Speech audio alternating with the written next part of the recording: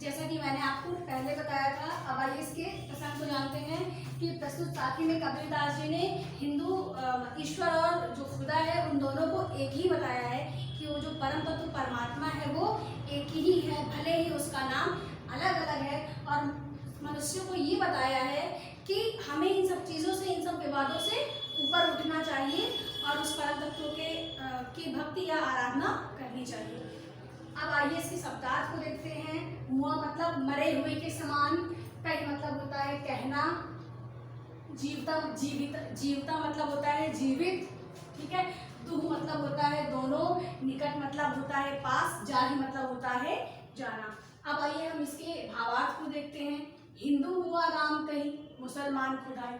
कबीरदास जी कहते हैं कि जो हिंदू है वो पूरे जीवन भर राम राम का भजन करता रहता है, और जो मुसलमान है वो पूरे जीवन अपने जीवन पर्यंत खुदा खुदा ही जपता रहता है या खुदा खुदा ही रटता रहता है, और एक दिन यह करते करते उसका जीवन समाप्त हो जाता है।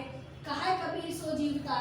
फिर कबीरदास जी कहते हैं लेकिन इस संसार में जीवित वही है, इस संसार में अस्तित्व उसी का है जो इन दोनों के, जो दोनों के निकट ना जाए, मतलब जो इन दोनों के पास नहीं जाता, अर्थात जो ईश्वर और अल्लाह के भेदभावों से हटकर उस एक परम तत्व के विषय में सोचता है, उस एक परम तत्व की भक्ति या आराधना करता है, वही इस संसार में जीवित के समान है। कि हिंदू हुआ राम कहीं, हिंदू जो है वो राम राम राम का भजन करते हुए मृत्यु को प्राप्त कर लेता है, और मुस्लिम जो है वो खुदा खुदा करते हुए मृत्यु को प्राप्त कर लेता है। लेकिन इस संसार में जीवित कौन है?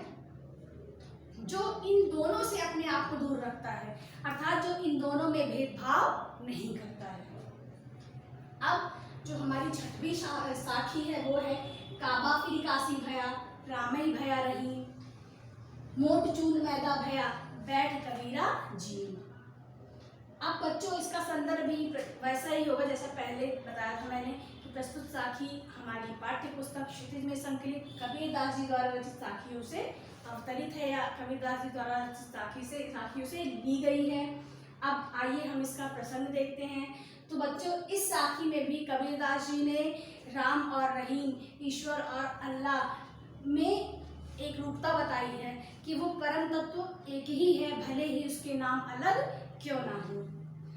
ठीक है। काबा, अब आइए हम इसका शब्दार्थ जानते हैं।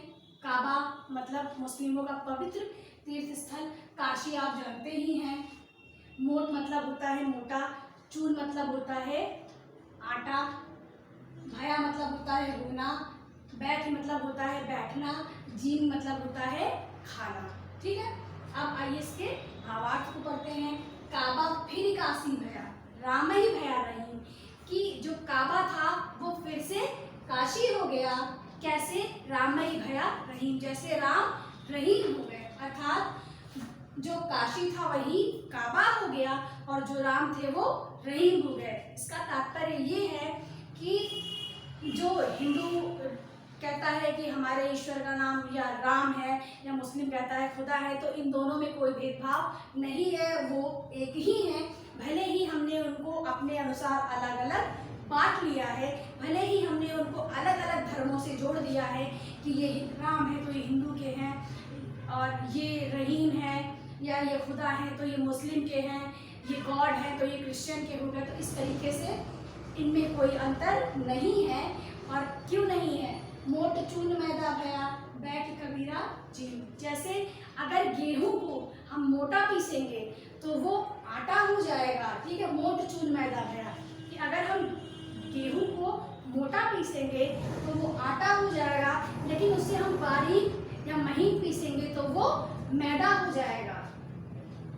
लेकिन तब भी दोनों का जो सार है, जो मुख्य तत्व है, उसमें कोई अंतर नहीं होगा, चाहे हम उसको आटा बुलाएं चाहे हम उसको मैदा बुलाएं, क्योंकि बैठ कबीरा जी, कबीरदास जी कहते हैं कि दोनों ही किस के काम आता है? खाने के काम आता है। दोनों का ही प्रयोग खाने के लिए किया जाता है। उसी प्रकार चाहे वो काशी हो, चाहे वो काबा हो, चाहे वो राम हो, चाहे वो रहीम हो, ईश्वर इन सबकी आराधना किस लिए करता है? मोक्ष प्राप्ति के लिए करता है, मुक्ति प्राप्ति के लिए करता है। तो चाहे हम उसको ईश्वर कहें, चाहे हम उसको अल्लाह कहें, कि उन परम तत्व में कोई भी अंतर नहीं है। जैसे अगर हम गेहूं को मोटा पीसे तो वो आटा हो जाएगा और बारीक पीस दें तो मैदा हो जाएगा, लेकिन दोनों का ही प्रयोग खाने के लिए किया जाएगा। ओके, सो अब हमारी जो लास्ट साखी है वो है ऊंचे कुल का जनमिया जे करनी ऊंच ना होए, सुबरन कलश सुरा भया साधु निंदा सोए। संदर्भ बच्चों इसका एक भी यथावत होगा। अब आइए हम इसके प्रसंग को देखते हैं। तो इस साखी में बच्चों कबीरदास जी ने कुल को श्रेष्ठ नहीं बताया है। उन्होंने कहा है, कबीरदास जी ने कहा है कि मनुष्य ऊंचे कुल में जन्म लेने से श्रेष्ठ नहीं होता है, बल्कि उसके कर्म जो है उसको श्रेष्ठ बनाते हैं। अब आइए हम इसके अब आइए पहले हम इसके शब्दार्थ को पढ़ते हैं। ठीक है, ऊंचे मतलब होता है ऊंचा, जनमिया मतलब होता है जन्म लेना, करनी मतलब होता है कर्म, ऊंच का मतलब होता है ऊंचा, ना होए मतलब ना होना, सुबरन मतलब होता है सोना, कलश जिसमें जल का लोटा या एक पात्र कह सकते हैं जिसमें हम पानी भरते हैं, सुरा मतलब होती है शराब, निंदा मतलब होती है बुराई। ओके, अब आइए हम इसके भावार्थ को पढ़ते हैं। ऊंचे कुल का जनमिया जे करनी ऊंच ना होए। कबीरदास जी कहते हैं कि ऊंचे कुल में जन्म लेने से कुछ नहीं होता यदि आपके कर्म ऊंचे नहीं हैं, अर्थात आपके कर्म श्रेष्ठ नहीं हैं, तो आप चाहे जितने भी ऊंचे कुल में, चाहे जितने भी अच्छे कुल में जन्म ले लीजिए, उसका कोई भी मतलब नहीं होता है।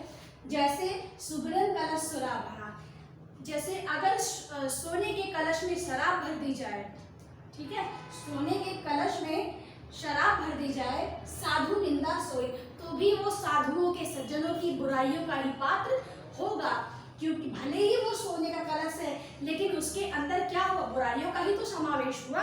शराब क्या है, हम लोग शराब को बुरा मानते हैं, तो चाहे वो सोने का ही कलश क्यों ना हो, लेकिन शराब जैसी एक बुरी वस्तु, बुरी चीज उसके अंदर अगर डाली गई है तो वो बुराई की ही पात्र होगी या हम उसकी निंदा ही करेंगे।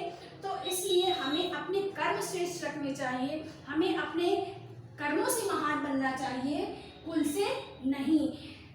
हम कहीं भी अगर जाएंगे तो लोग ये नहीं देखेंगे कि हमारा कुल कितना अच्छा है या हम कितने ऊंचे कुल के हैं तो हमें हर चीज़ मिलनी चाहिए। अब लोगों का नज़रिया बदल रहा है धीरे धीरे, लोग देखते हैं कि हाँ इस इंसान ने कर्म कितने अच्छे किए हैं, तो उस हिसाब से लोग अब हमारा मूल्यांकन करते हैं। तो इसीलिए कबीरदास जी कहते हैं कि ऊंचे कुल में जन्म लेने से कुछ नहीं होता है, ये करनी ऊंच ना हो यदि आपके कर्म श्रेष्ठ नहीं है। जैसे सुबरन कलश सुरा भरा, अगर सोने के कलश में हम शराब भर देते हैं, साधु निंदा सोए, तो भी वो साधुओं की निंदा का पात्र, बुराई का पात्र होता है। ओके, तो बच्चों हमारी साखी यहीं पे समाप्त होती है।